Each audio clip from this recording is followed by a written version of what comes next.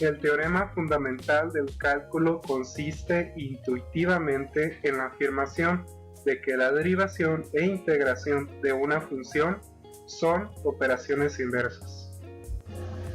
Esto significa que toda función continua integrable verifica que la derivada de su integral es igual a ella misma.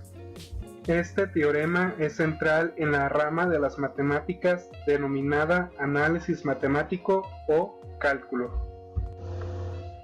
A continuación veremos un ejemplo que explica de manera informal cómo funciona el primer teorema del cálculo. Supóngase que se tiene una función continua y igual a función de x y que su representación gráfica es una curva. Entonces, para cada valor de x tiene sentido de manera intuitiva pensar que existe una función a de x, que representa el área bajo la curva entre 0 y x, aún sin conocer su expresión. Supóngase que ahora se quiere calcular el área bajo la curva entre x y x más h.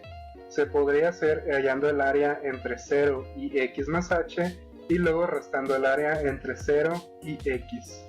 En resumen, el área de esta especie de loncha sería función de a por x más h menos función de a por x.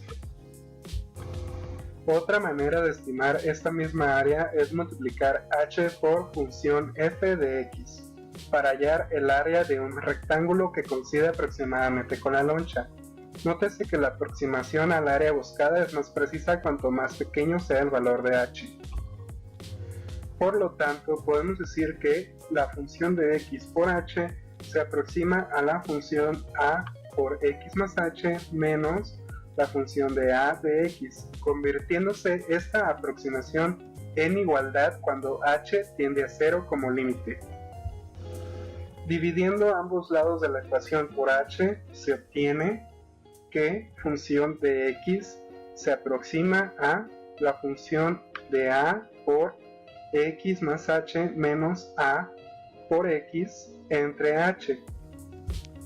Cuando h tiende a 0, se observa que el miembro derecho de la ecuación es sencillamente la derivada de función de a por x de la función a de x, y que el miembro izquierdo se queda como f de x al ya no estar h presente.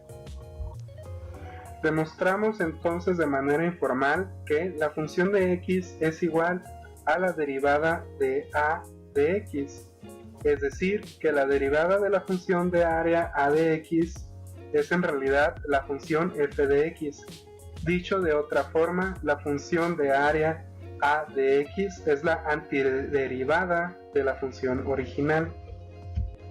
Por lo tanto, podemos decir que calcular la derivada de una función y hallar el área bajo una curva son operaciones inversas, es decir, el objetivo del teorema fundamental del cálculo integral. El segundo teorema fundamental del cálculo integral, o también llamado regla de Barrow, en honor al matemático inglés Isaac Barrow, profesor de Isaac Newton, es una propiedad de las funciones continuas que permite calcular fácilmente el valor de la integral definida a partir de cualquiera de las primitivas de la función. El enunciado dice, dada una función f de x continua en el intervalo a b y sea f de x cualquier función primitiva de f, es decir, f' de x sea igual a f de x, entonces la integral de a b de la derivada f de x es igual a la función primitiva f de b menos la función primitiva de f de a. Para demostrarlo, consideramos la siguiente primitiva de f definida en el intervalo a b. La función primitiva g de x es igual a la integral de a x de la derivada ft dt. Esto de acuerdo al primer teorema que establece que la función g' de x es igual a la función f de x.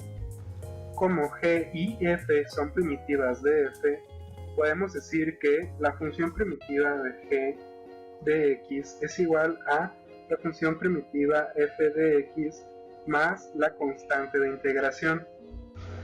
Observamos que si igualamos 0 a la función primitiva g de a y también a la función primitiva f de a más la constante de integración, podemos decir al despejar la constante de integración que la constante es igual a la función de f de a negativa. Si tomamos en cuenta que x es igual a b, podemos decir que la integral de a b de la derivada ft de t es igual a la función primitiva g de b, la cual es igual a la función primitiva f de b menos la función primitiva f de a. Una vez demostrado el segundo teorema, veamos un ejemplo aplicado. Evaluar la integral definida de integral de 1 a 2 de la derivada x cuadrada menos 3 de x. Primero integramos el primer término, que es x cuadrada. El resultado es x cúbica sobre 3. Después integramos el segundo término, que es la constante menos 3, lo cual nos da como resultado el término menos 3x. Todo esto con los límites 1 y 2.